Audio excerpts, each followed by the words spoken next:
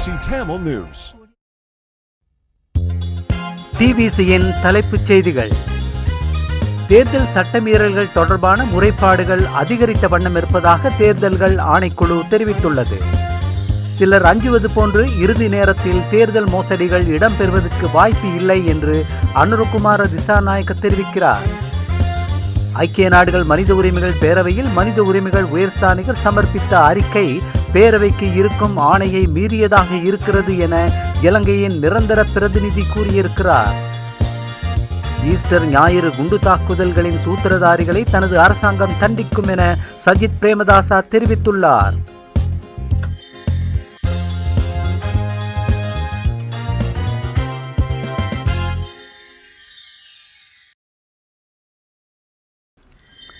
வணக்கம். நீங்கள் இணைந்திருப்பது டிபிசியின் மாலை தமிழ் செய்திகளுடன். டிபிசியின் விளம்பரத்தை அடுத்து பிரதான செய்திகளை பார்க்கலாம். 28 ஆண்டுகளாக பிரித்தானியாவில் இருந்து ஒலிக்கும் டிபிசியின் தமிழ் நியூஸ். தமிழில் முதல் முறையாக AI செயற்கை நுண்ணறிவு ஊடாக செய்திகளை வழங்கி வரும் டிபிசி ஊடகத்துறையில் அனுபவமிக்க ஆசிரியர் குழுவினரால் தயாரிக்கப்படும் டிபிசியின் காலை மாலை செய்திகள், டிபிசி அரசியல் தேடலான இன்சைட்ஸ் மற்றும் அரசியல் ஆய்வு உங்களை வந்தடைய எமது சேனலை சப்ஸ்கிரைப் செய்து லைக் செய்யுங்கள். தொடர்புகளுக்கு 00447817063682 டிபிசியின் நிகழ்ச்சிகளை காண தவறாதீர்கள்.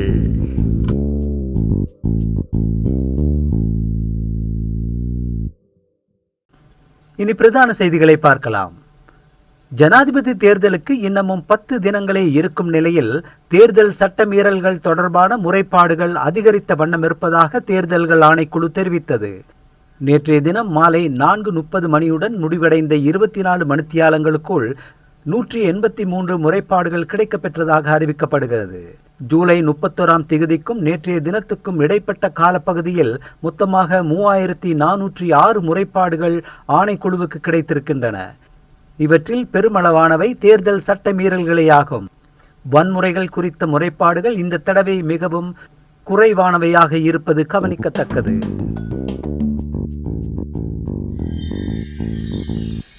சிலர் அஞ்சுவது போன்று இறுதி நேரத்தில் தேர்தல் மோசடிகள் இடம்பெறுவதற்கு வாய்ப்பு இல்லை என்று கூறியிருக்கும் தேசிய மக்கள் சக்தியின் தலைவர் அனுரகுமார திசாநாயக்க போலீஸ் உத்தியோகத்தர்கள், ஆசிரியர்கள் மற்றும் தேர்தல் திணைக்கள அதிகாரிகள் போன்று தேர்தல் நடவடிக்கைகளுடன் தொடர்புடைய அரசாங்க ஊழியர்களில் பெரும்பான்மையானவர்கள் தேசிய மக்கள் சக்தியின் ஆதரவாளர்கள் என்று கூறினார்.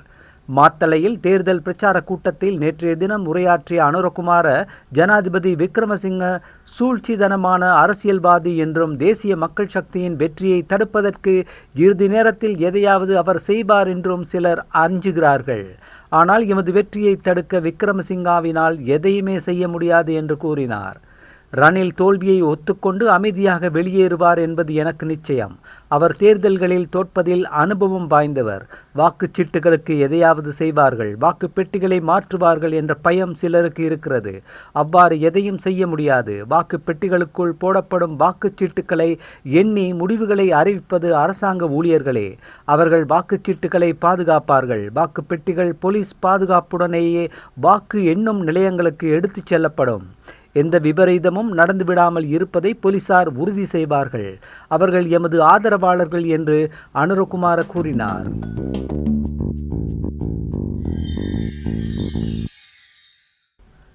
தேசிய மக்கள் சக்தியின் தலைவர் அனுரகுமார திசாநாயக்கவுக்கும் ஜனாதிபதி ரணில் விக்ரமசிங்காவுக்கும் இடையில் எந்தவிதமான இரகசிய உடன்பாடும் கிடையாது என்று ஐக்கிய தேசிய கட்சியின் உதவித் தலைவர் அகில விராஜ் காரியவசம் இன்று கூறினார். தேசிய மக்கள் சக்தி ஐக்கிய மக்கள் சக்தியை வென்றுவிட்டது. எதிரணியில் பலம் பொருந்திய சக்தியாக வந்துவிட்டது. ஐக்கிய மக்கள் சக்தியின் பலவீனத்தினாலேயே இவ்வாறு நடந்தது என்ற உண்மையை ஜனாதிபதி கூறினார். எதிரணிக்குள் பிளவுகள் ஏற்பட்டுவிட்டன என்று காரியவசம் தெரிவித்தார்.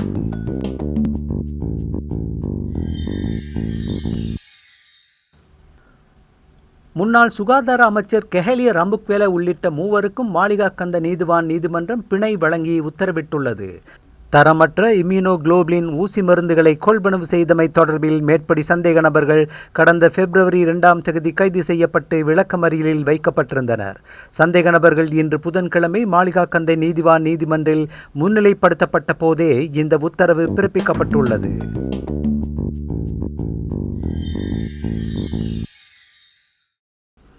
இலங்கை நிலவரம் தொடர்பாக ஐக்கிய நாடுகள் மனித உரிமைகள் பேரவையில் மனித உரிமைகள் உயர்ஸ்தானிகர் வால்கர் ரெக் சமர்ப்பித்த விரிவான அறிக்கை மனித உரிமைகள் விவகாரத்தில் பேரவைக்கு இருக்கும் ஆணையை மீறியதாக இருக்கிறது என்று உயர்ஸ்தானிகர் இலங்கையின் சுயாதீனமிக்க பாராளுமன்றத்தின் கண்காணிப்பின் கீழ் வரும் பெரும்பாக பொருளாதாரம், நிதித்துறை மற்றும் பட்ஜெட் விவகாரங்கள் தொடர்பில் அவர் அறிக்கையில் குறிப்பிட்டிருக்கிறார் என்றும் ஜெனீவாவில் உள்ள இலங்கையின் நிரந்தர பிரதிநிதி ஹிமாலி அருணதிலக்க கூறியிருக்கிறார்.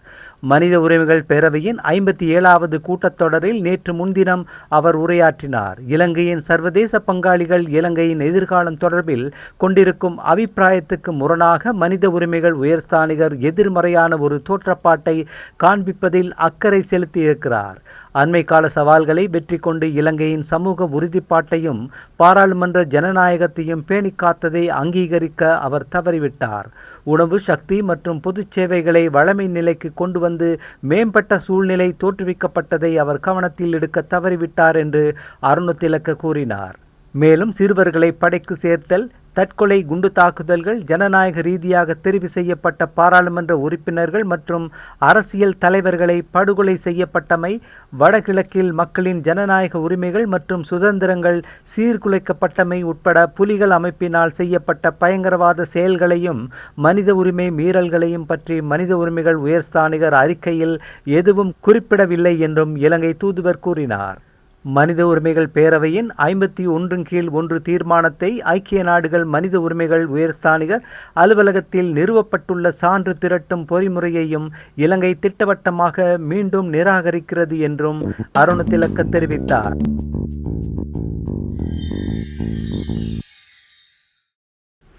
புலம்பெயர் தமிழ் சமூகத்தைச் சேர்ந்த செயற்பாட்டாளர்கள் கடந்த ஞாயிற்றுக்கிழமை லண்டனில் நடத்திய ஆர்ப்பாட்டத்தில் அவர்கள் விடுதலை புலிகளின் இலச்சினையை வைத்திருந்தது தொடர்பாக ஐக்கிய இராச்சியத்தின் உள்துறை அமைச்சிடம் இலங்கை ஆட்சேபனை தெரிவித்திருக்கிறது.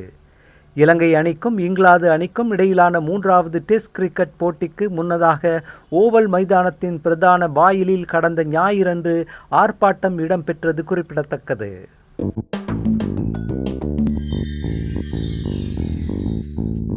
ஜனாதிபதி தேர்தலுக்கு முன்னதாக இலங்கை பாராளுமன்ற உறுப்பினர்களில் 10 பேரை தவிர எஞ்சிய 215 பேரும் தங்களது சொந்த பாதுகாப்புக்காக பாதுகாப்பு அமைச்சிடம் இருந்து ஒரு குறிப்பிட்ட துப்பாக்கியை ஏற்கனவே பெற்றிருப்பதாக தெரிவிக்கப்பட்டிருக்கிறது. அறகலைய போராட்ட காலத்தில் அரசாங்க உறுப்பினர்கள் பலரின் வீடுகள் தீக்கிரையாக்கப்பட்டதை காரணம் காட்டி மீண்டும் அத்தகைய வன்முறைகளில் இருந்து அவர்களுக்கு பாதுகாப்பு அளிக்கவே இந்த ஏற்பாட்டை அரசாங்கம் செய்திருக்கிறது.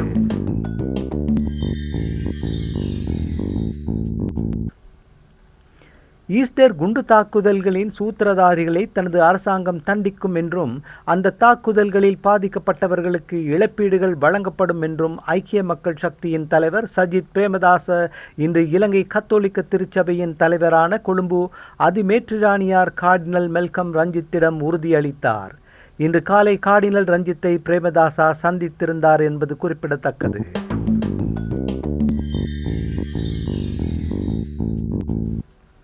முன்னாள் பாராளுமன்ற உறுப்பினர் ஹிருணிகா பிரேமச்சந்திர நீதிமன்றத்தை அவமதித்ததாக குற்றம் சாட்டி தாக்கல் செய்யப்பட்ட முறைப்பாட்டை முன்வைத்து நாளை மறுதினம் நீதிமன்றில் ஆஜராகுமாறு மேன்முறையீட்டு நீதிமன்றம் உத்தரவிட்டுள்ளது.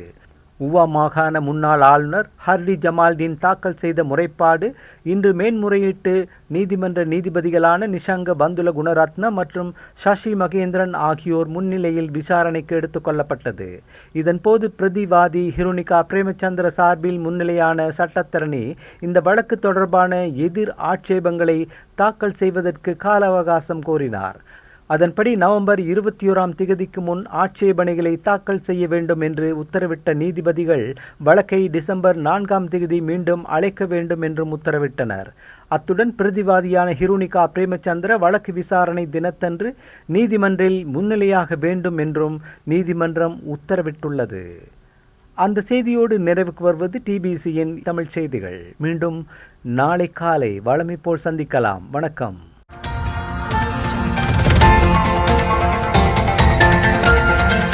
TBC Tamil News.